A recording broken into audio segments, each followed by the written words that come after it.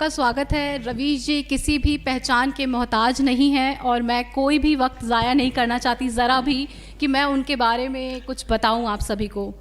जो दौर इस समय चल रहा है, इस दौर को मैं कुछ उन चंद लाइनों से शुरू करना चाहूँगी जो 1859 में लिखी गई थी और भारत से बहुत दूर लिखी गई थी। It was the best of times, it was the worst of times. It was the age of wisdom, it was the age of foolishness. It was the epoch of belief, it was epoch of incredulity. It was season of light, it was season of darkness. It was the spring of hope, it was the winter of despair.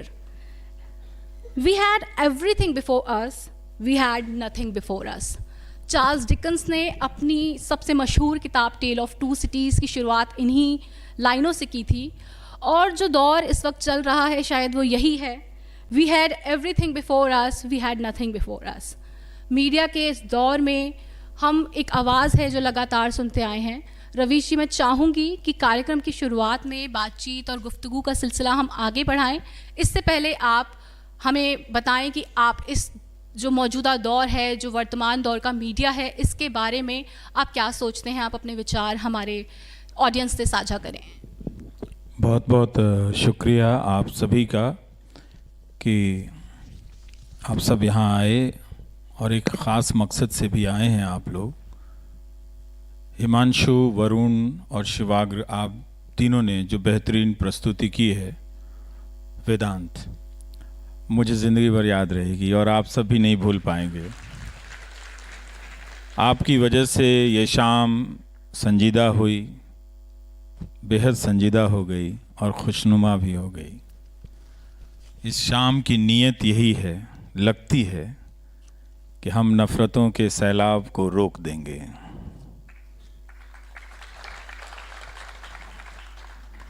Ashfaq और बिस्मिल की कहानियों से गुज़रते हुए ये इरादा बहुत मज़बूत हो रहा था कि हम नफ़रतों के सैलाब को रोकेंगे ही। इसके अलावा कोई दूसरा रास्ता नहीं है। जो हिंदुस्तान का मीडिया इस वक्त है, उसे देखते हुए कोई भी ये अब समझ सकता है कि इसमें भाषा का कोई फ़र्क नहीं रहा। पहले की टेलीविज़न चैनल की दुनिया से आता हूँ, किसी भी चैनल को आप देखें, चाहे वो हिंदी का चैनल हो, चाहे वो अंग्रेज़ी का चैनल हो, तो भाषा का फ़र्क मिट गया है। तो क्लास का फ़र्क मिट गया, कंटेंट का फ़र्क मिट गया, क्राफ्ट का फ़र्क मिट गया है और ड्राफ्ट का फ़र्क मिट गया है। एक ही ड्राफ्ट आता है, उसी ड्राफ्ट को लेकर सबको अपनी अपनी भाषाओं में बोलना होता है। इसको हम सरल शब्दों में प्रोपेगेंडा कहते हैं। मैंने कभी भी अपनी समझदारी के हासिल किए हुए वर्षों में हिंदी, अंग्रेज़ी और दूसरी भाषाओं की मीडिया का फ़र्क इस कदर मिटता हुआ हमने नहीं देखा था। इन सब का ये अब सब बराबर हैं। ये और बात है कि इनका लीडर अंग्रेज़ी वाला है, ये और बात है कि उसका भी सुप्रीम लीडर हिंदी वाला है।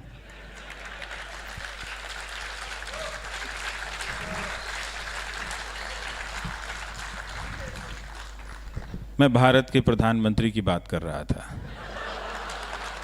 आप लोगों ने तालियां बजाई तो सोचा नाम बता दूं, कहीं ये धोखा ना हो जाए। तो ये एक चीज़ आई है आपको।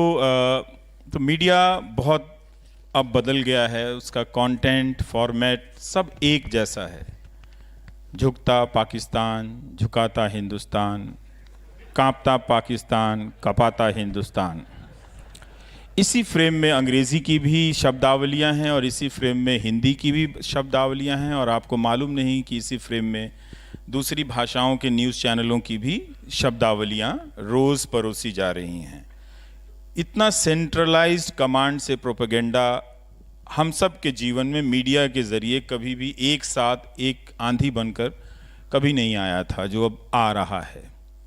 तो ये एक जो प्रक्रिया थी वो मुकम्मल हो गई है और ये प्रक्रिया का अंजाम क्या है, वो कर क्या रहा है, वो हमारी नागरिकता, हमारी धार्मिकता और हमारी लोकतांत्रिकता, इन तीनों की जो तरबियत है, जो बुनियाद है, उस पर रोज़ वो हमले कर रहा है। हिंदुओं के भीतर वो एक हिंदू कुंठा का निर्माण कर रहा है और मुसलमानों के भीतर एक मुस्लिम कुंठा का निर्माण कर रहा है।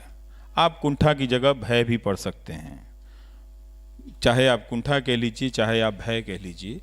तो उसका जो पूरा फॉर्मेट है वो एक ऐसा डिज़ाइन करना है कि पहले वो शुरू करता है कि हिंदुओं को मुसलमानों से डरना चाहिए, फिर वो बताता है कि हिंदुओं को हिंदू से डरना चाहिए, और फिर इस डराडरी के खेल में मुसलमान भी अपने आप से डरने लगता है और पब्लिक और पॉलिटिकल स्पेस से पीछे हटता है। इस प्रोसेस को फास्ट करने के लिए इस वक्त हमारा मीडिया बहुत तेज़ी से लगा हुआ है, जुनून से लगा हुआ है। एक 15 करोड़ की आबादी को आपने पब्लिक और पॉलिटिकल स्पेस से पीछे धकेल दिया है। जब आप ये ख़तरनाक काम कर सकते हैं तो आप अपने भीतर की आबादी को के और भी 15 करोड़ को इसी तरह से पीछे धकेल सकते हैं। तो ये जो धकेलने की प्रक्रिया है वो वहाँ तक उन सब को धकेल देना है ताकि जो 30% का खेल है वो बचे रह जाएं, और रोज़ वो एक तरह के नए समर्थक का निर्माण कर रहा है। डेली हमारी जो नागरिकता का बोध है उसका विभाजन हो रहा है, हमसे उस बोध को छीना जा रहा है। हम इतना ज़्यादा उस हिंदू कुंठा के शिकार हो गए इन टेलीविज़न चैनलों के ज़रिए कि अब हिंदुओं पर भी शक करने लगे हैं। आप टीवी चैनलों का इस वक्त देखें, चाहे अंग्रेज़ी या हिंदी, तो वो लेबल लगा है पाकिस्तान का, मगर चर्चा में ये बात आ रही है कि हमारे बीच जो गद्दार हैं, जो हमारे बीच गद्दार हैं, पहले हमें उनसे लड़ना पड़ेगा। तो एक तरह से ये प्रक्रिया अब पूरी हो गई है। तो अगर आप भारत के लोकतंत्र को देखना चाहते हैं कि वो कैसा हो गया है, तो किसी भी रात कोई सा भी चैनल आप देख लीजिए। ये मजाक की बात नहीं है, ये मजाक की बात नहीं है। जिस आज़ादी की लड़ाई को आपने 100 साल तक लड़ा और एक भावनाओं की बुनियाद कायम की कि हम इस तरह का हिंदुस्तान बनाएंगे जहाँ कोई अशफाक और विस्मिल दोनों को कोई एक दूसरे से अलग नहीं कर सकेगा। हमारे न्यूज़ एंकर रोज़ शाम को किसी अशफाक को किसी विस्मिल से अलग कर रहे होते हैं और किसी विस्मिल को किसी अशफाक से अलग कर रहे होते हैं। और इनका जो नेता है, मीडिया और पॉलिटिक्स, इसका कभी भी विलय इतना कंप्लीट नहीं हुआ था। ये प्रोसेस अब पूरा हो गया है। आप न्यूज़ चैनलों को देखकर ये समझ सकते हैं कि शाम को बीजेपी का कोई प्रोग्राम चल रहा है, उनका कोई एजेंडा चल रहा है।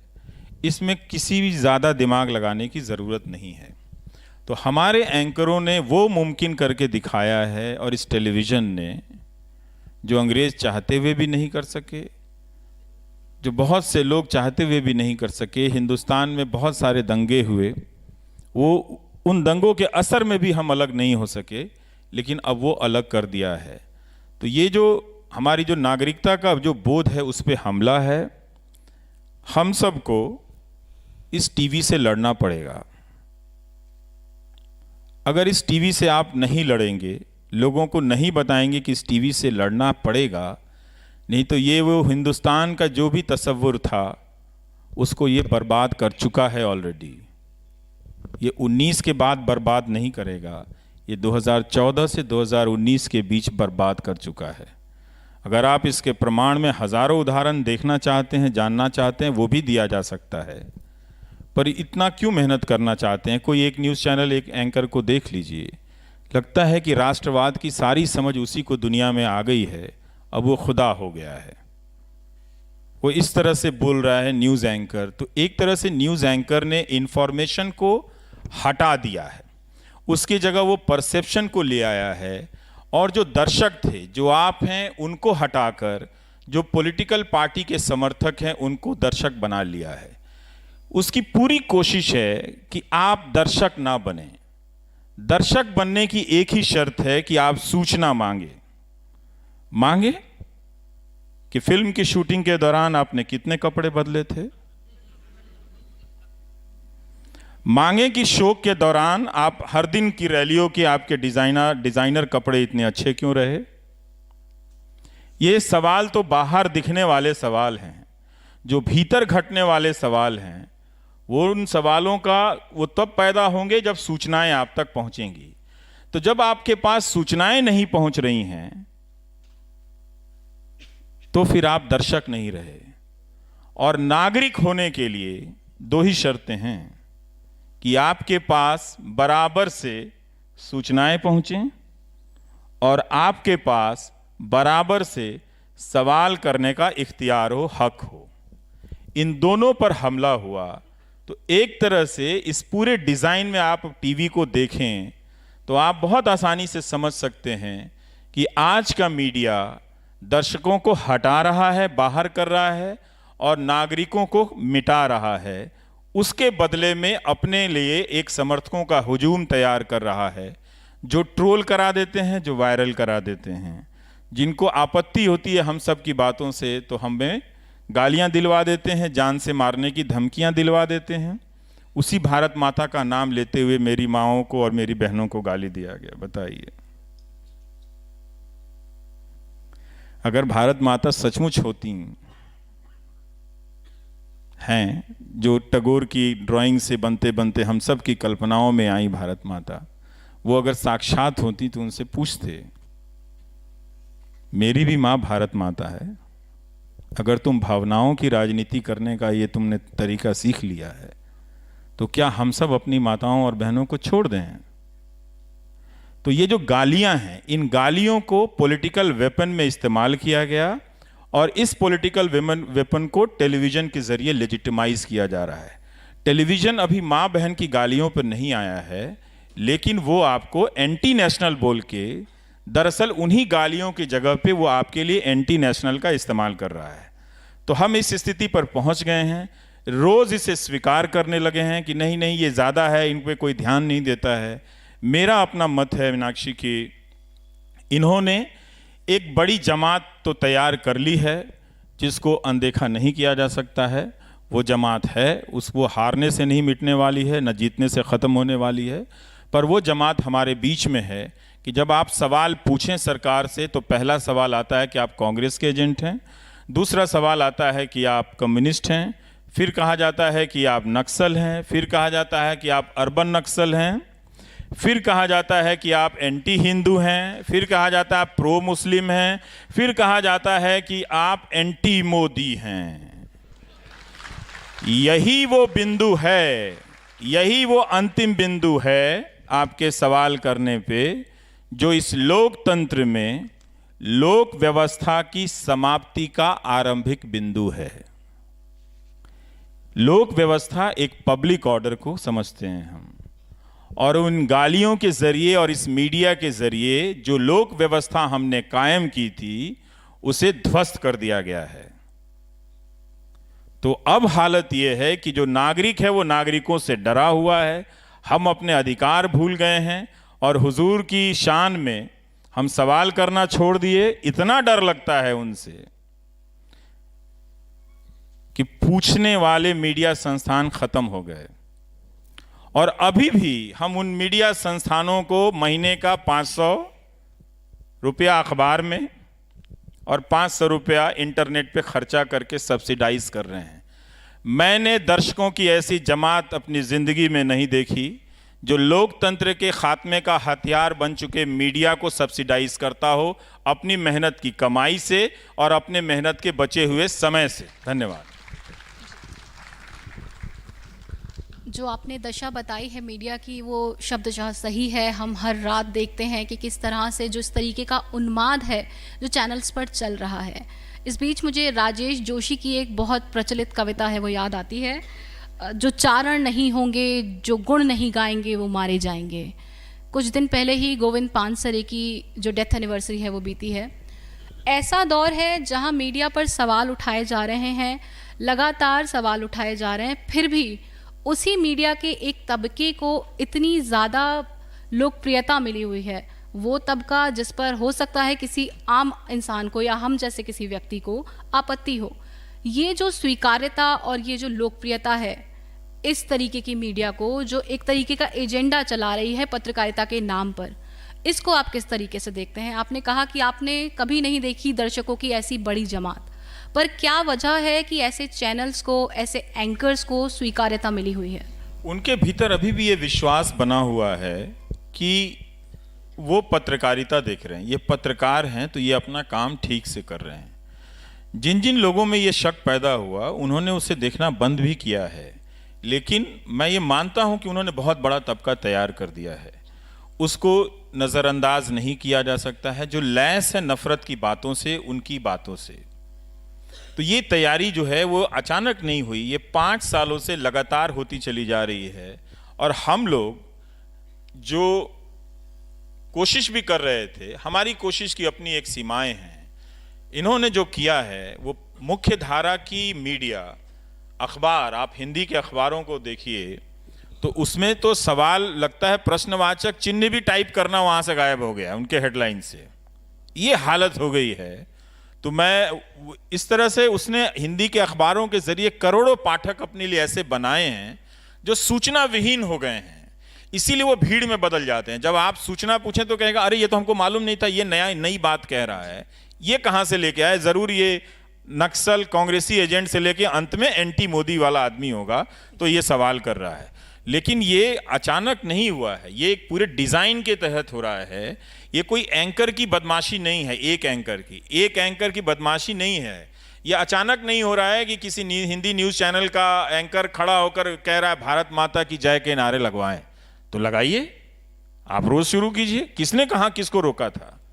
लेकिन हमारा काम जो है कि हमारा काम था इंफॉर्मेशन देना, सरकार से सवाल करना, नागरिक को कबीर बनाना हमारा काम था और संत रविदास बनाना हमारा काम था। हम नागरिक को भक्त बना रहे हैं। हिंदुस्तान के नागरिक कबीर होकर ही लोकतंत्र बचा सकते हैं और रविदास होकर ही लोकतंत्र को बचा सकते हैं। मतलब यही कहने का है कि आप में वो साहस होनी चाहिए, वो हिम्मत होनी चाहिए कि आप दैनिक स्तर पर रोजाना अपने धार्मिक कर्मकांडों को क्वेश्चन कर सकें और सरकार की हरकतों पर क्वेश्चन कर सकें। लेकिन रोज हमें बताया जा रहा है कि हमें यह नहीं करना है क्योंकि देश चाहता है। भाई, तुम अपने घर में अखबार 4 नहीं ठीक से पढ़ पाते हो, तुम सारे देश के बारे में कैसे जान गए कि देश क्या चाहता है? तो ये जो एंकर है, ये एंकर अब पत्रकार नहीं है, ये पॉलिटिकल पार्टी में इसका विलय हो गया है। एक एंकर की बात होती तो हम समझते कि ठीक है, भटका हुआ है या उसका अपना कोई एक नजरिया है वो रख रहा है।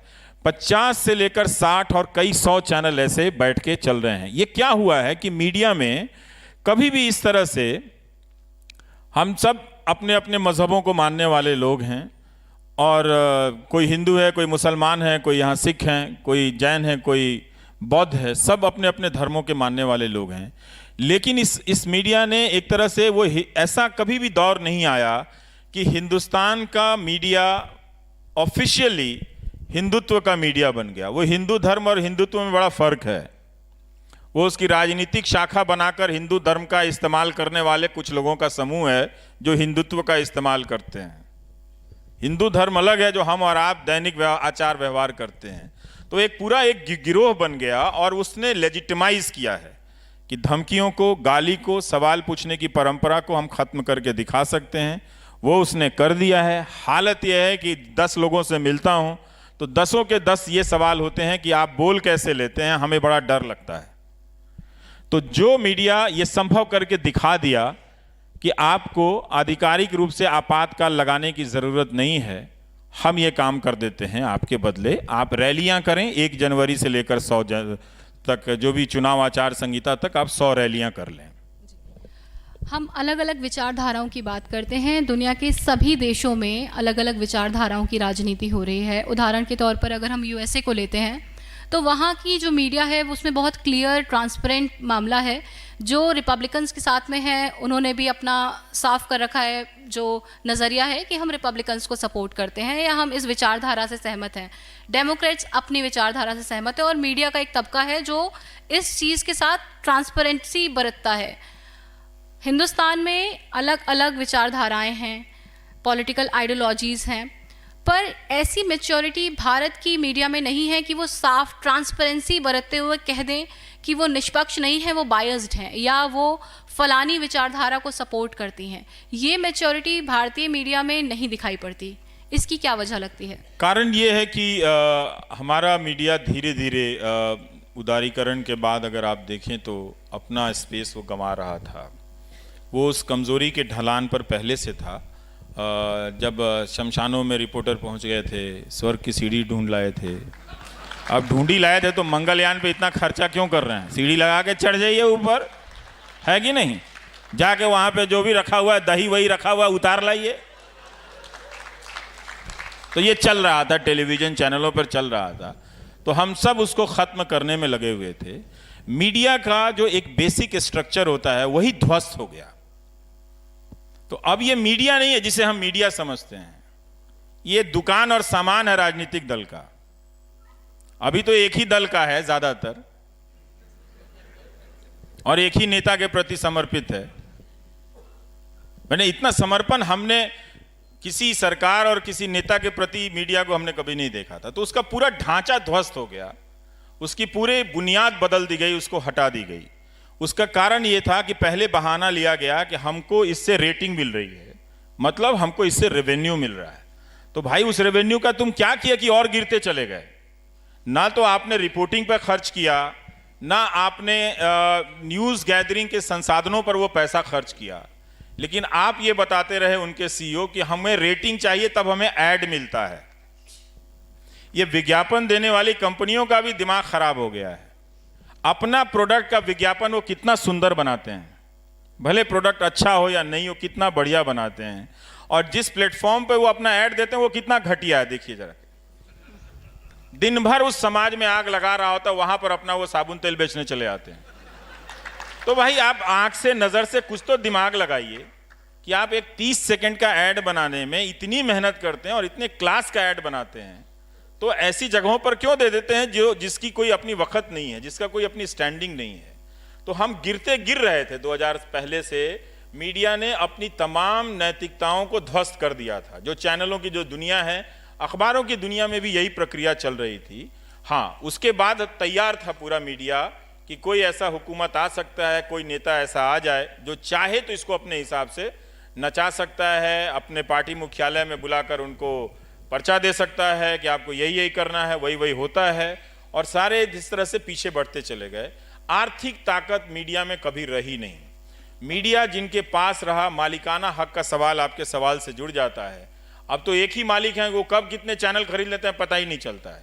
जब सारा चैनल खरीद लेंगे तो जियो जियो होता रहेगा, तब कहां जाएंगे आप?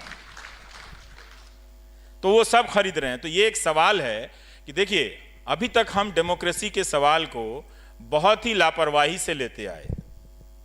हमने उस सवाल को टाल दिया करें। नेहरू जी लड़े थे, गांधी जी लड़े थे, पटेल साहब लड़े थे। हमको उनके याद करने के नाम पर सिर्फ उनका जन्मदिन मनाना है और पुण्यतिथि मनानी है।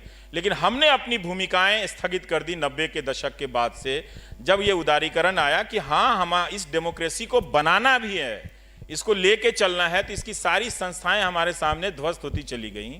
तो आज क्या हुआ कि अमेरिका का आप उदाहरण दे रही हैं, उसी अमेरिका में न्यूयॉर्क टाइम्स का 70% रेवेन्यू सब्सक्रिप्शन से आता है, लोग देते हैं, और वो कई $1 बिलियन का, $1 मिलियन का रेवेन्यू है। तो न्यूयॉर्क टाइम्स जो है उस महंगे देश में अपने राष्ट्रपति का मुकाबला कर पाता है। वॉशिंगटन पोस्ट छाप देता है कि हमारे राष्ट्रपति 700 दिनों में 7,000 से ज़्यादा झूठ बोल चुके हैं। यहाँ तो वो गिनने की मीटर नहीं है। वरना हमारे प्रधानमंत्री ने एक काम तो किया ही है, कई और अच्छे कामों के साथ, कि उन्होंने पब्लिक स्पेस में झूठ को लेजिटिमाइज कर दिया है कि झूठ बोल सकते हैं आप ये भी झूठ बोल सकते हैं कि जो न्यू पेंशन स्कीम में अपना रजिस्ट्रेशन कराते हैं, वो रोजगार बढ़ गया। बहुत सारे लोगों ने बताया कि हम तो 20 साल से नौकरी कर रहे थे, अब पेंशन मिलने वाला नहीं। रिटायरमेंट के समय हमने एनपीएस खोला तो हम एम्प्लॉयमेंट में गिना गए। बताइए, तो रिटायरमेंट के समय के लोगों को एम्प्लॉयमेंट में गिन देने का काम लोकसभा में खड़ा होकर हमारे प्रधानमंत्री कर सकते हैं, और विपक्ष की वैसी कोई तैयारी नहीं है, होमवर्क नहीं है। तो इस लोकतंत्र में चाहे आप नागरिक हैं, चाहे आप ऑपोजिशन हैं, चाहे आप न्यूज एंकर हैं या कोई भी हैं, बिना सीरियस होमवर्क किए हुए आप डेमोक्रेसी में पार्टिसिपेट ही नहीं कर सकते हैं। अगर आप गंभीरता से अपना होमवर्क नहीं करेंगे, चाहे वो मीडिया हो, चाहे सिटीजन हो, चाहे वो सोशल ग्रुप हो, ये हम सब की आंखों के सामने भरभराता हुआ गिर रहा है। हमें नहीं मालूम कि जो दूसरी व्यवस्था आ चुकी है, जब वो आधिकारिक रूप से अपना ऐलान करेगी, तब आपकी, हमारी या उनकी, जिनको नहीं मालूम है, जो इंफॉर्मेशन लेस होकर घूम रहे हैं झंडा लेकर, हर बात में झंडा लेकर निकल गए हैं। सहारनपुर में भी लोग निकल गए बंदूक लेके कि हम सीमा पे जा रहे हैं अपनी दुनाली लेके, और वीडियो भेज दिया उन्होंने। तो हमको सब समझना चाहिए कि किसका क्या काम है। तो मीडिया जो हमारा टेलीविज़न है, अब इसको बदलना पड़ेगा मीनाक्षी। लोगों को बताना पड़ेगा कि चुनाव का समय है। मैं अपील करता हूं कि 2 महीने में कम से कम आप टीवी देखना छोड़ दीजिए। 2 महीना छोड़ दीजिए, आप उठा के फेंक दीजिए टीवी को घर से बाहर। ना मोबाइल में देखिए, ना दीवार पर चिपका के देखिए। 2 महीना तो नहीं देख सकते ना, इतना तो कर सकते हैं।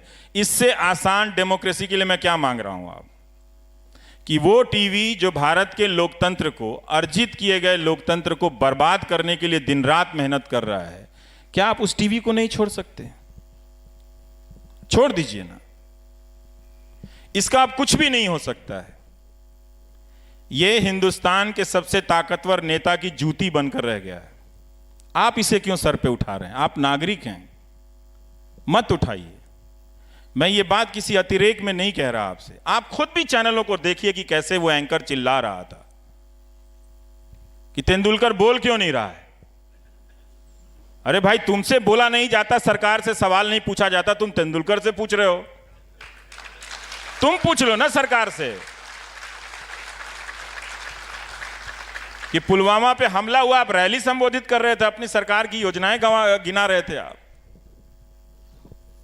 7 दिन बाद जब कश्मीरी लड़कों को मार दिया जाता है, पीट दिया जाता है, तब कहते हैं हमारी लड़ाई कश्मीर से है, कश्मीरियों से नहीं है।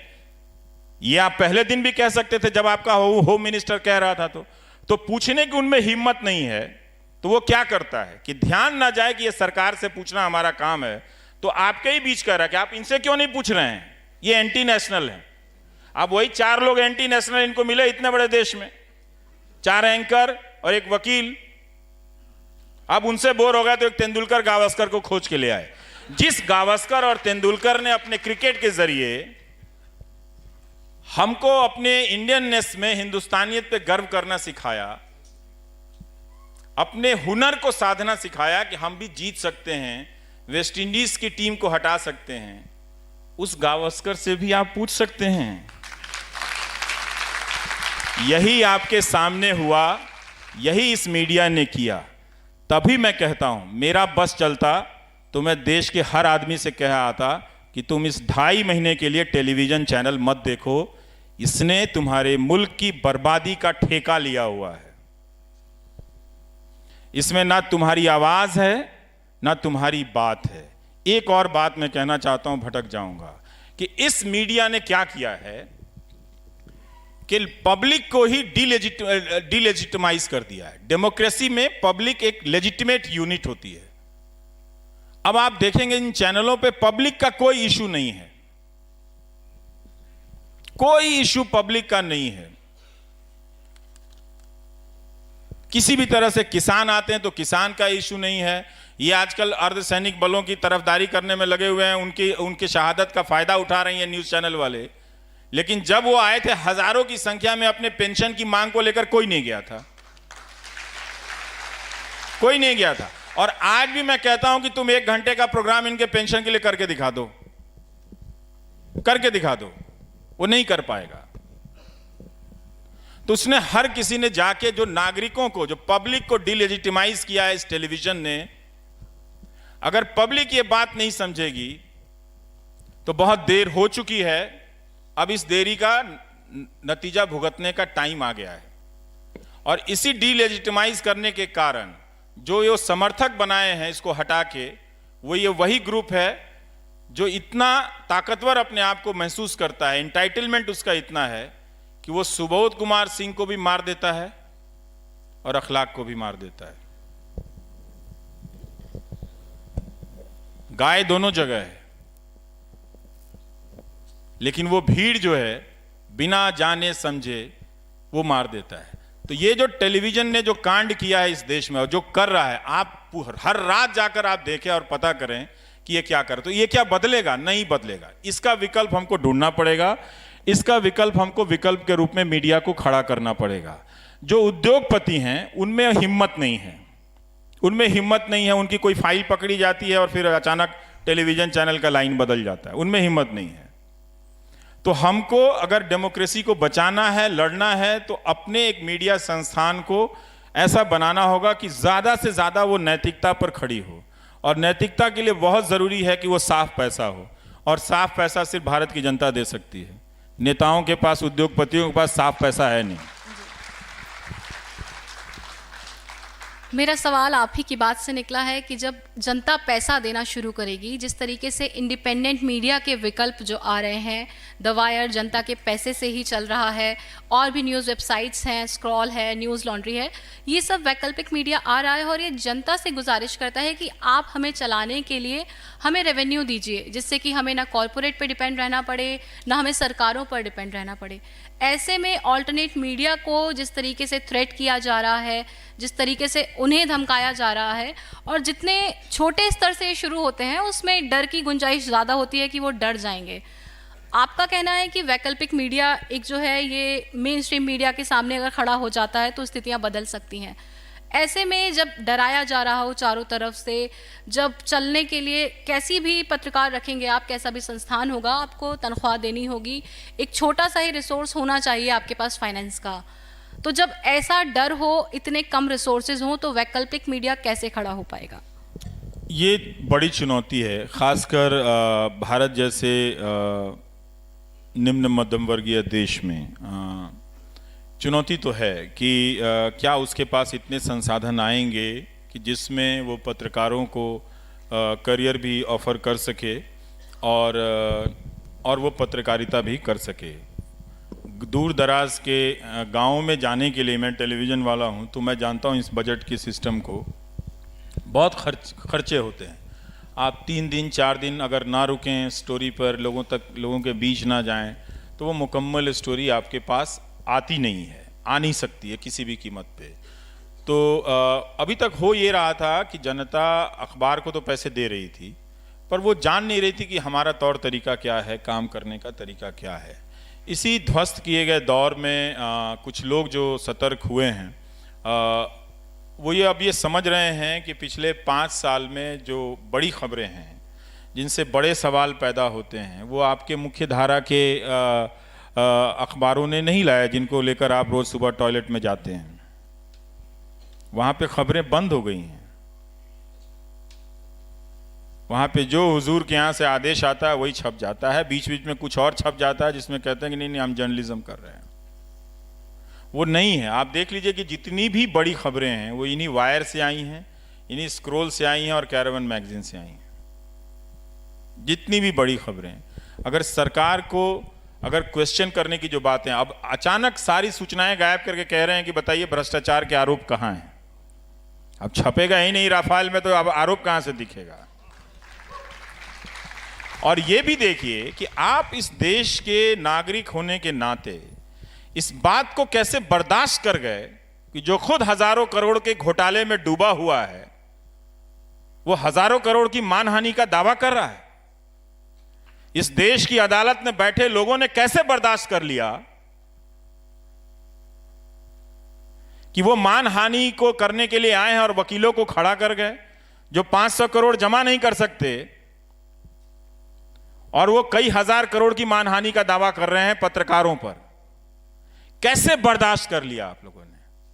क्योंकि आपने एक नेता के लिए सारे उसूलों को तोड़कर बर्दाश्त करना सीखा और अब आप किसी भी अरे गहरे उद्योगपतियों के लिए भी ये बर्दाश्त कर रहे हैं कि वो आपके लोकतांत्रिक मूल्यों पर आपके सामने हमला करके चला जाए और आप बर्दाश्त कर गए। कहां गया आपके भीतर ये बेचैनी पैदा क्यों नहीं हुई कि आपके लोकतंत्र में हो क्या रहा है? एक स्टोरी छपने पे 1000 करोड़ की मानहानि का दावा करेंगे आप। ₹1.25 की मानहानि का कानून बनाइए। ये तो बहुत बड़ा सामंतवाद है। हम लोकतांत्रिक व्यवस्था में हैं। अब भाई आप हैं क्या जो आपकी मानहानि 1000 करोड़ की हो गई? क्या हैं आप? ₹1.25 की आपकी मानहानि होनी चाहिए, ₹1.25 की मानहानि मेरी भी होनी चाहिए और ₹1.25 की मानहानि गरीबों की भी होनी चाहिए। किसी का मान सम्मान किसी से ऊंचा होगा, यह सामंती सोच है। वो अनिल को समझाइए और नहीं तो अंबानी जी को समझाइए। मान सम्मान में बराबरी होनी चाहिए। ये आप कैसे बर्दाश्त कर गए? हम सब की जो जिंदगी है, उसका जो सम्मान है, संविधान हम पे बराबर रूप से हम पे अर्पित होता है कि हम सब एक दूसरे के बराबर हैं, भाईचारे में, मजहब के सम्मान में, मौलिक अधिकारों के इस्तेमाल में हम सब बराबर हैं। तो उनकी मानहानि 1000 करोड़ की कैसे हो गई? ₹1.25 की होनी चाहिए, मेरी भी ₹1.25 की होनी चाहिए, आपकी भी ₹1.25 की होनी चाहिए। तो मानहानि का कानून बदलिए। ये जो डराने की जो बात है, पर बड़ी बात है कि आर्थिक रूप से संपन्न होने से पहले या सक्षम होने से पहले इन नई वेबसाइट्स ने बड़ी खबरें की हैं, अपना इरादा बताया है, उन्होंने लोहा लिया है। वरना मुख्य धारा के न्यूज़ रूम में उद्योगपतियों के बारे में बोलने की परंपरा समाप्त हो गई है और उन्हीं के जरिए, उन्हीं के इस्तेमाल से डेमोक्रेसी खत्म की जा रही है। डेमोक्रेसी कोई डिब्बा नहीं है कि कोई वहां से ले गया। डेमोक्रेसी के खत्म होने की बात का मतलब यह है कि आप जो उस कुर्सी पर बैठे हैं, आपके बोलने की आज़ादी चली जाएगी, आपके सोचने की आज़ादी चली जाएगी, आपके लिखने की आज़ादी चली जाएगी और आप एक गुलाम स्थिति में रहेंगे। तो जब इसी स्थिति में रहना था तो फिर 100 साल क्यों लड़े आप? नहीं लड़ते जब गुलामी ही स्वीकार थी। तो इस तरह से जो छोटे छोटे वेबसाइट पर जब हमला किया, मैं उम्मीद कर रहा था कि लोगों को खड़ा होना चाहिए था। और सबसे ज्यादा तो हमारे प्रधानमंत्री को खड़ा होना चाहिए था। इस डेमोक्रेटिक सेटअप के सबसे ज्यादा लाभार्थी कौन है? वही हैं इस वक्त, तो वही हैं। इस डेमोक्रेटिक सेटअप के सबसे बड़े बेनिफिशियरी कौन है? वही हैं। तो वो किस तरह का पब्लिक ऑर्डर बना रहे हैं या जो पब्लिक ऑर्डर खराब हो रहा है उसके प्रति उनकी चुप्पी, चूंकि अब वही सब जगह हैं, हर तरह की योजनाओं में उन्हीं का फोटो है। मंत्री का तो मंत्री नजर नहीं आते हैं, वो तो ट्वीट करने में लगे रहते हैं। भारत का शिक्षा मंत्री शिक्षा पर जितना ट्वीट नहीं करते, उससे ज्यादा प्रधानमंत्री के ट्वीट को रीट्वीट करते हैं। प्रकाश जावड़ेकर। इतनी क्राइसिस है एजुकेशन में, लेकिन अच्छी बात यह कि हमेशा हंसते हुए दिखते हैं।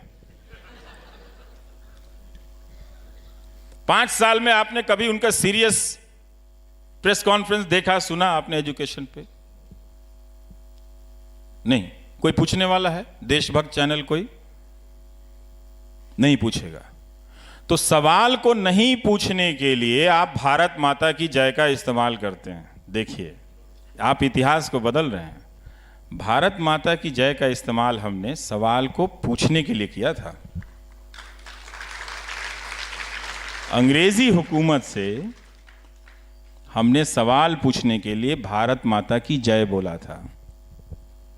अब ये न्यूज़ चैनल आप सवाल ना पूछें, इसलिए वो आपके बीच में आके कहता बोलो भारत माता की जय। अरे भाई, हम बोलते ही हैं, तुम डराते क्यों हमको? तो ये एक मीडिया का जो एक पैटर्न है, बहुत सारी चीज़ें खराब हो रही हैं।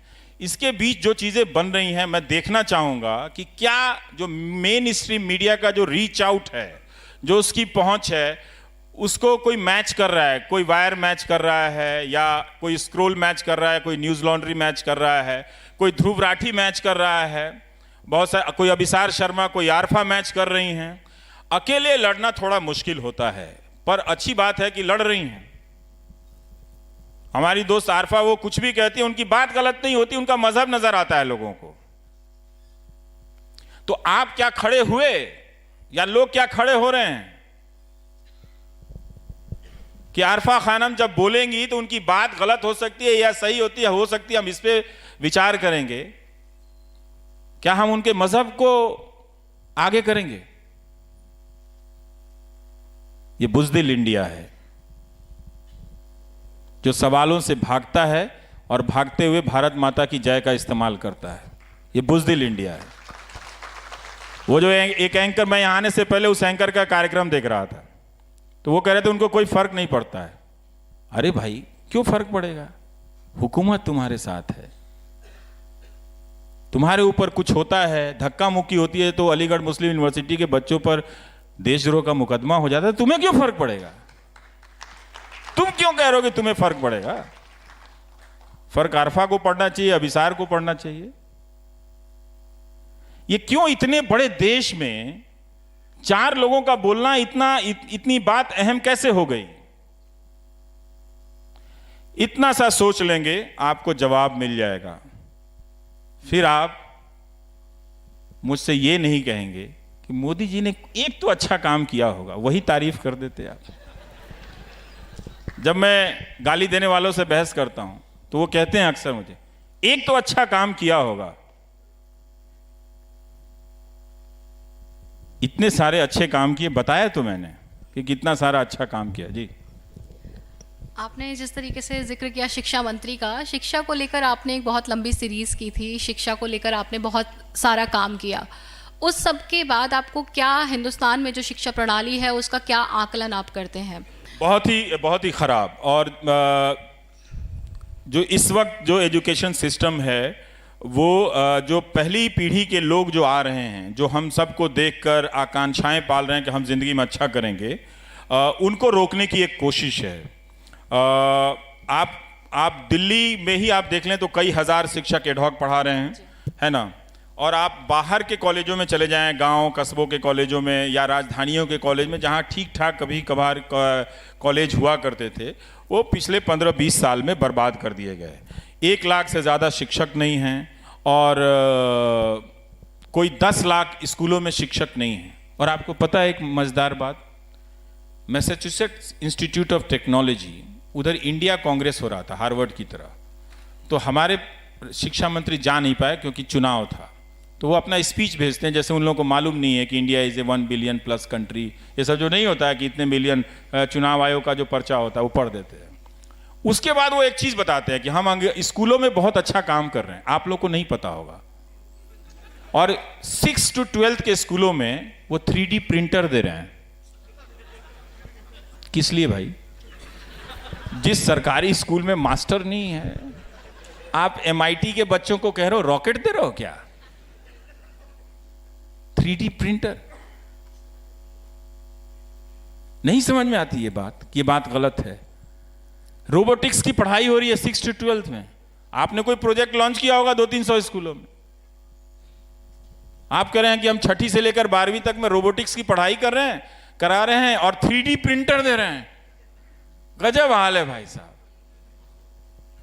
जैसे वही गनीमत था कि मैंने कहा कि अगला लाइन ये ना कह दें कि 3D प्रिंटर का आविष्कार हमारे यहां पहले ही हो गया था। वो नहीं कहा तो मुझे लगा कि हाँ ये शिक्षा मंत्री हैं। जब दावा उन्होंने नहीं किया कि 3D प्रिंटर का आविष्कार हमने प्लास्टिक सर्जरी से पहले किया था, तब लगा कि हाँ वो शिक्षा मंत्री हैं। बहुत ही बुरा हाल है। अब मुझे दुख होता है कि इसका सबसे बड़ा सफरर कौन है? स्टूडेंट्स हैं। और स्टूडेंट्स ही, छात्र ही इस शिक्षा व्यवस्था में गिरावट को या इसके राजनीतिक कारणों को नहीं पहचान पाते हैं और वो इस तरह से इस बर्बादी की कंटिन्यूटी को बनाए रखें। मैं खुद जानता हूं कि बिहार में ऐसे लाखों छात्र, मैं हैरान हूं कि वो फंस गए हैं। उनका BA का इम्तहान 3 साल की जगह 5 साल में पूरा नहीं हुआ और बहुत सारे अनअफिलिएटेड कॉलेजेस हैं जिसमें एडमिशन लेने के कारण कुछ कानूनी अड़चनें आ गई, तो कोई 10,000 20,000 बच्चे बर्बाद हो गए। उनका रिजल्ट नहीं निकला और इस 27 तारीख तक अगर नहीं निकला तो वो रेलवे की परीक्षा का फॉर्म नहीं भर पाएंगे। तो सोचिए उनके सामने से क्या छूट रहा है। कोई बेचैनी नहीं है इस देश में, क्योंकि एंकर को सरकार का समर्थन प्राप्त है। और वो 4 लोगों को बुलाकर हिंदुस्तान के लोगों में नेशनल और एंटी नेशनल का खांचा बनाने में व्यस्त है। ये आपका मीडिया है। तो हमने ना तो जनता ने शिक्षा के सवाल को प्राथमिकता पे रखा, ना पत्रकारों ने रखा, ना नेताओं ने रखा, और इसकी कीमत हम सब बहुत ज़्यादा चुका रहे हैं। जगह जगह में हम एक पैरेलल समानांतर व्यवस्था में अपनी मेहनत की कमाई दे रहे हैं। किसी बच्चे को कोई चैन नहीं है। जो इटावा में है, जो मैनपुरी में है, जो धनबाद में है, जो मोतिहारी मुजफ्फरपुर में है, वो सब बहुत तकलीफ से गुजर रहे हैं। ये सिर्फ कहने की बात नहीं है, पर इस शिक्षा पे सीरीज करते हुए मैंने देखा, और मैं इस बात को अभी भी समझना चाहता हूँ कि इतनी बर्बादी के बाद भी उनके भीतर ये हिंदू कुंठा जो चैनलों और राजनीति ने बिठाई है, वो क्यों और कैसे इतनी मजबूत है। मेरा अपना शक है कि आज भी उनसे कहा जाए कि तुम अपनी बर्बादी को रहने दो, इस हिंदू कुंठा को चुन लो, तो शायद वो चुन सकते हैं। पर उन्होंने मुझसे वादा किया है कि अब वो इस राजनीति को समझ गए हैं, अब वो एजुकेशन के सवाल को प्राथमिकता देंगे अपने कोई भी दल को वोट करते हुए। देखता हूँ 2 महीने में पता चल जाएगा। आपने बताया स्कूलों में मास्टर नहीं है, यूनिवर्सिटीज़ में एडहॉक टीचर्स हैं, पर पुलिस की मौजूदगी हर कैंपस में है। हाँ, तो इस देश में राय दी गई कि तोप लगा दो यूनिवर्सिटी में और तिरंगा लगा दो तो देशभक्ति आ जाएगी। अब भाई तिरंगा आप अपने यहाँ लगा के तब भी तो आप इतना रिश्वतबाजी के इतने सारे मामले आ जाते हैं। चुनाव आयुक्त कह गए, जो रिटायर होकर गए, कि काला धन खत्म नहीं हुआ। सारा काला धन का कारोबार यही लोग कर रहे हैं। नहीं तो इनकी रैलियों में बरसाती नहीं होता, इनकी रैलियों में। और कितनी महंगी रैलियां हो रही हैं, कभी जाकर आप देखिए तो उन मंचों की सजावट देखिए। ये जो 100 रैलियां हुई हैं प्रधानमंत्री की, उन मंचों की सजावट देखिए, उनके शामियाने देखिए, अमित शाह के देखिए, राहुल गांधी के देखिए, सबके देखिए। आपको पता चलेगा कि तिरंगा झंडा लगाने की सबसे ज्यादा जरूरत इनकी रैलियों के मंचों पर है, यूनिवर्सिटी में नहीं। यूनिवर्सिटी में मास्टर लगा दीजिए। एक से एक खराब वाइस चांसलर इस दौर में नियुक्त किए गए, एक से एक। बीएचयू का एक प्रोफेसर है, मेरा ही फोन नंबर डाल के ट्रोल कर रहा है। बताइए। मेरा अगला सवाल यही है कि जिस तरीके से ट्रोलिंग, थ्रेटनिंग, धमकियों को इंस्टीट्यूशनलाइज कर दिया गया है, जिस तरीके से इसको एक लेजिटिमेसी मिल गई है कि हाँ, अगर कोई मनमाफिक बात नहीं कह रहा तो उसे धमका दीजिए, उसकी माँ बहन को गाली दे दीजिए, उसका नंबर सार्वजनिक कर दीजिए और कहिए कि इसको गाली दे। जिस तरीके से ये पूरा भ्रम फैलाया गया है, इसी भ्रम के साथ दूसरा सवाल मैं जोड़ देती हूँ कि क्या आपके परिवार की प्रतिक्रिया होती है इस तरीके की धमकियों पर?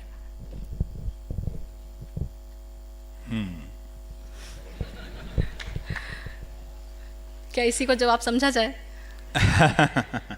नहीं, जानना चाहिए आप लोगों को भी, मुझे क्या है जी। उन ट्रोल्स तक ये पहुंचना चाहिए कि इस तरीके की जो हरकतें हैं, इनका किसी की एक आम व्यक्ति के जीवन पर क्या प्रभाव पड़ता है। आप केवल एक पत्रकार नहीं हैं, या वो व्यक्ति नहीं है, वो दानव नहीं है जिसके रूप में आपको प्रचारित किया जाता है। एक आम परिवार की तरह आपके भी परिवार में लोग हैं जो आपकी फिक्र करते हैं।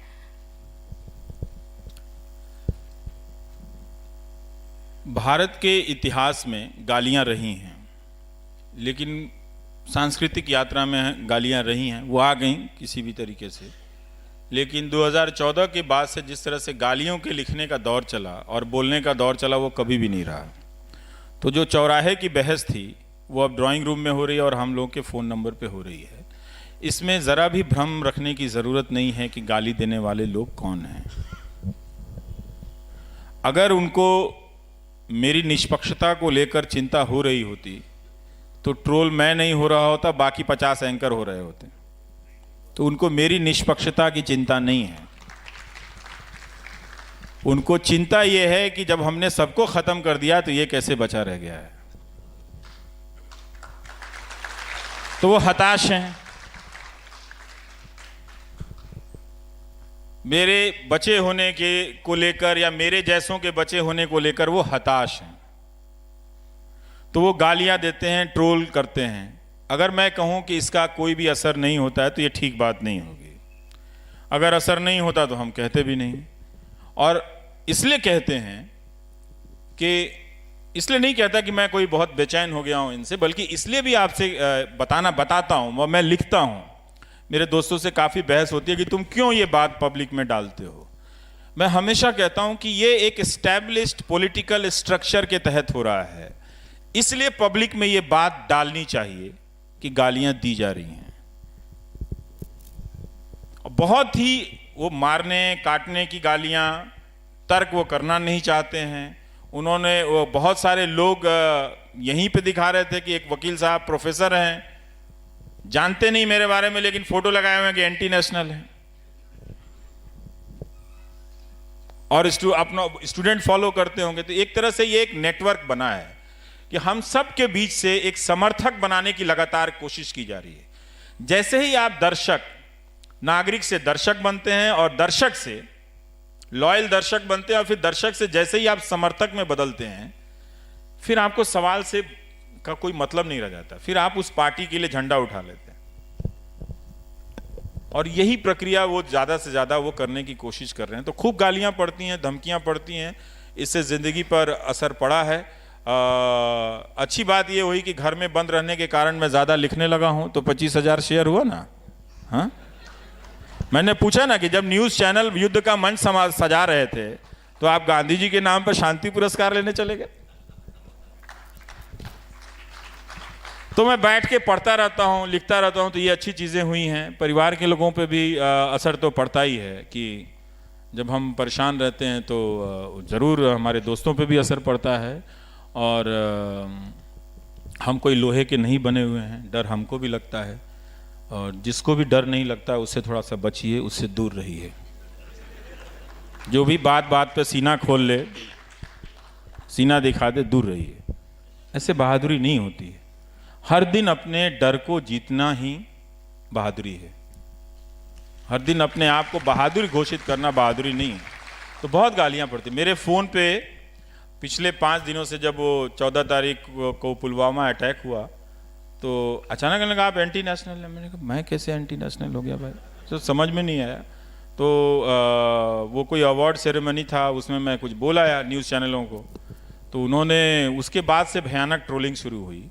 और मेरे फ़ोन पे एक फ़ोन नहीं, 2 फ़ोन नहीं, 3 फ़ोन नहीं, मतलब 5 दिनों तक लगातार मैं एक शब्द टाइप नहीं कर पाता था अपने फ़ोन पे, इतने फ़ोन आते थे लगातार। तो उनको देखना ही एक तरह से हदस जाना है कि आंखों में चुभता है कि इतना फ़ोन कौन कर रहा है, कौन कर सकता है, किसको मुझसे इतनी दिक्कत हो गई है।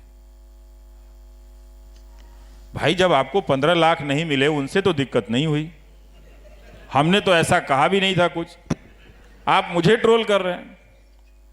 ये कहां से आया है? और वो सारे ट्रोल करने वाले, गालियां देने वाले, क्यों अंत में जाकर ये सवाल पूछते हैं कि आप एंटी मोदी क्यों हैं? हम कहां एंटी मोदी, हम तो मोदी की मदद करते हैं सवाल पूछ के, ताकि समय पे पता चल जाए। तो बहुत ही खराब हालत है मीनाक्षी। और ये सामान्य, मैं यही सोचता हूं कि आम नागरिक के अंदर जब ये भय बैठता होगा तो वो कितना भयानक होता होगा। मुझे तो फिर भी इसकी आदत हो गई। अगर आपके फोन पे कोई 4 दिनों तक लगातार हजारों की संख्या में फोन और 3000 से ज्यादा मैसेजेस भेज दे गालियों के, उनको देखना, उनको डिलीट करना, सबको एक बार में नहीं कर सकता, क्योंकि पहले के कुछ मैसेजेस बहुत ज़रूरी होते हैं, उसको रखना पड़े, इसलिए आप सबको एक साथ बल्क में डिलीट नहीं कर सकते हैं। उनको डिलीट करने के लिए ही मुझे रोज़ 3-3 घंटे 4-4 घंटे बैठकर ये करना पड़े, तो ये वो काम कर सकते हैं। तो इसीलिए उन्होंने क्या किया है कि इसके ज़रिए पब्लिक के बीच में ही पब्लिक को एक दीवार बना दिया है। वो इस लड़ाई में अब सामने नहीं है, वो उपदेशक हैं। 7 दिन तक लड़ाई हो जाए, फिर वो कह सकते हैं कि हमारी लड़ाई कश्मीर को लेकर है, कश्मीरी लोगों से नहीं है। वो कह सकते हैं, क्योंकि उनको बहुत सारी रैलियां करनी होती, तो कुछ ना कुछ कहना है तो कहीं ना कहीं कुछ कह देते हैं वो। तो ये एक व्यवस्था बनी है जिसको उन्होंने लेजिटिमाइज किया, या उनकी पार्टी की पॉलिटिक्स ने लेजिटिमाइज किया है। ये अब 5 साल के बाद अगर आप नहीं देख पाएंगे तो कब देख पाएंगे? ज्यादातर ट्रोल करने वालों को वो क्यों फॉलो करते हुए नजर आते हैं? और वही सिर्फ ट्रोलिंग की बात नहीं है, उनके पार्टी के जो नेता हैं, जो आईटी सेल के जो व्हाट्सएप ग्रुप में जो मैसेजेस चलते हैं, सबकी भाषा एंकर से लेके वहां तक एक हो गई है, और वो सब एक दिशा में जाती हुई दिख रही है।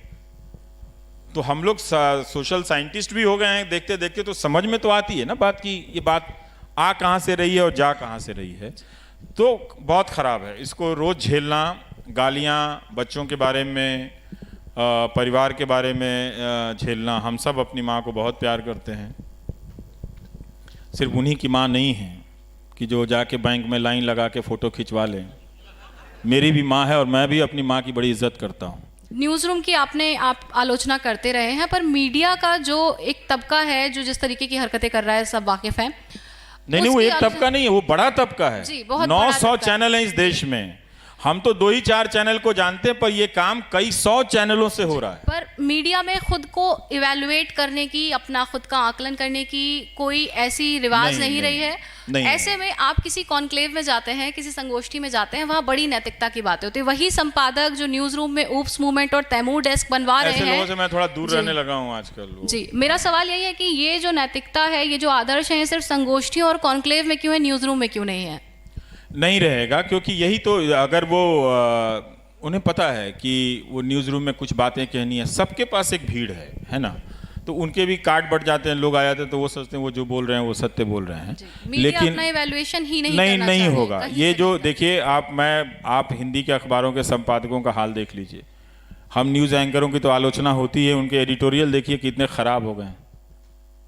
और यही नहीं, कैसे पत्रकारिता को ख़त्म किया जा रहा है। मैं एक हिंदुस्तान अखबार देख रहा था कि 80-85 खबरों में कोई मुश्किल से 10-12 बाईलाइन भी नहीं है, जबकि वो बहुत बड़ा अखबार है। कुछ अखबारों में संपादकीय भी आना बंद हो चुके हैं। तो कैसे लिखेंगे? नाम से तो लिखने से अच्छा है, झमेला लेने से तो नहीं। आज छपते हैं वैसे, लेकिन वो पत्रकारों के नाम तक नहीं है। तो जर्नलिस्ट को भी फेसलेस बनाना है और जो न्यूज़ रिपोर्ट है उसको भी इंफॉर्मेशन लेस बनाना है। अभी तक जो आप अखबार पढ़ते हैं, अखबार पढ़ने से पढ़ना नहीं आ जाता है। ज़रा ध्यान से एक एक न्यूज़ आइटम को पढ़िए, तब आपको ये खेल पता चलेगा। ये मेरा मसला नहीं है, ना तो ये आरफा खानम शेरवानी का मसला है, ये इंस्टीट्यूशनल मामला है। और व्यक्तियों का, 2-4 व्यक्तियों का होना भी बहुत दुखद है।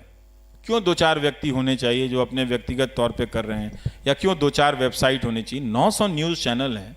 आज आप एक भी न्यूज़ चैनल का नाम नहीं ले सकते कि ये जर्नलिज्म कर रहा है। तो काहे के लिए आपके घर में है? तो अंदर नहीं है। जो हमारे प्रेस की जो बॉडीज हैं, जो बनी हुई हैं, संस्थाएं हैं, वो बहुत काम की नहीं हैं, बहुत काम की नहीं हैं। उनमें भी वही सब लोग हैं, और जो लोग भी होंगे तो क्या कर लेंगे? वो एक निंदा कर देते हैं, कंडेम कर देते हैं, वो ट्विटर पे आ जाता है, वो चलता फिरता कहीं गायब हो जाता है। लेकिन स्थितियां वैसी ही बनी रहती हैं। उनके ये कह देने से कि बरखा दत्त को, रोहिणी सिंह को, आरफा खानम को, मुझे, अभिसार को ट्रोल किया जा रहा है, ये ठीक नहीं, हम इसका विरोध करते हैं, कोई फर्क नहीं पड़ रहा है। क्योंकि फर्क आपको नहीं पड़ रहा है, लोगों को फर्क नहीं पड़ रहा है। और लोगों को फर्क नहीं पड़ना ही कई बार मुझे लगता है कि ये इस बात का प्रमाण है कि जो इन न्यूज़ चैनलों पर दिख रहा है वो शायद हिंदुस्तान में हो गया है। भारतीयों को यथास्थितिवादी कहा जाता था और ये सब दिखाई पड़ रहा है कि वो यथास्थिति में खुश हैं। अजीब तरह का, मतलब ये स्टेटस को तो नहीं है, क्योंकि जो हमने बुनियाद कायम की थी उसका रेफरेंस पॉइंट बदला, उसको पूरा ध्वस्त किया इन चैनलों ने। अब आप देखिए कि वो कहाँ से कोई सवाल पूछ रहे हैं, है ना। तो अगर आप देखें तो ये एक पुराना स्टेटस को था वो ध्वस्त हो गया है। एक नई चीज़ इन्होंने बनाई तो ज़रूर है, और जिसमें जो अमर्यादा है, जो अनैतिकता है, उसको प्रतिष्ठित किया है। जो पहले से चली आ रही थी उसको स्थापित किया है, प्रतिष्ठापित किया है। तो जो अमर्यादाएं हैं, जो अनैतिकताएं हैं, उनको नैतिक बनाया है, उनको मर्यादित किया है। ये काम तो इन्होंने किया ही है कि अब आप चैनलों पर आकर देखिए। एक चैनल पे मैं देख रहा था कि 2 आर्मी के सज्जन रिटायर्ड जानकार बैठे हैं, और बगल में एक प्रवक्ता कह रहा तेरा नेता लुच्चा है, तेरा नेता लुच्चा है, और ये लुच्चा है, वो लुच्चा चल रहा था उसमें। मैं ये सोच रहा था कि अच्छे भले लोग भी जाकर इस गंदगी को क्यों लेजिटिमाइज कर रहे हैं? वो क्यों जाते हैं? हिंदुस्तान की आर्मी जेंटलमैन आर्मी कही जाती है, वो क्यों ऐसे एंकरों के बगल में बैठते हैं? क्या उनको भी लगने लगा है कि देश में उनसे ज्यादा ये नेशनलिस्ट, ये न्यूज एंकर हो गया है? उनको देखना चाहिए कि किस तरह से वहाँ पर नचवाया जा रहा है, गालियाँ दी जा रही हैं।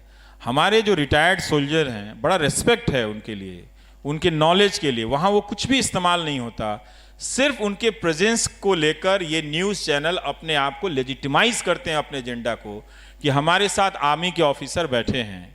और वो दूसरों को पूछता है कि तेंदुलकर या कोई नसीरुद्दीन शाह एंटी नेशनल है।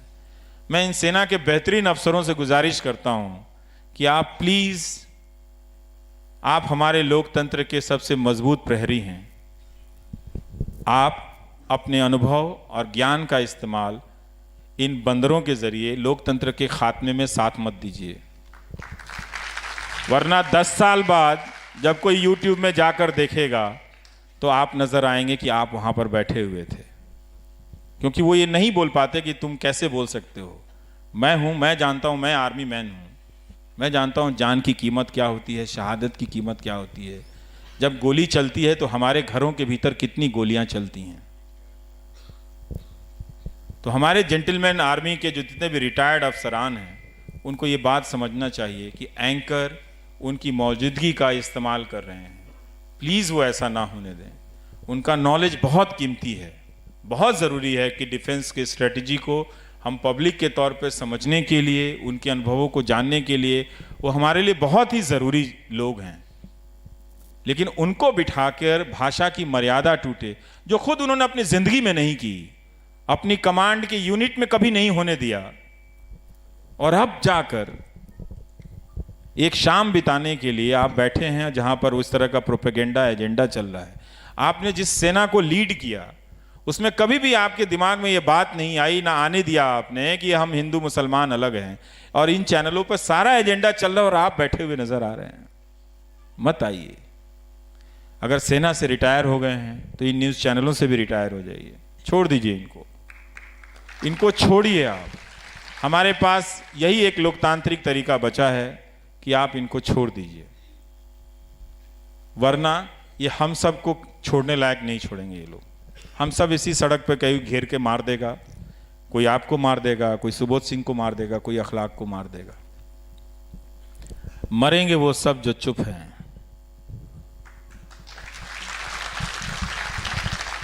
कोई गोली से मरेगा, कोई धक्का मुक्की से मरेगा, और कोई भूख से मरेगा। मरेंगे तो सब,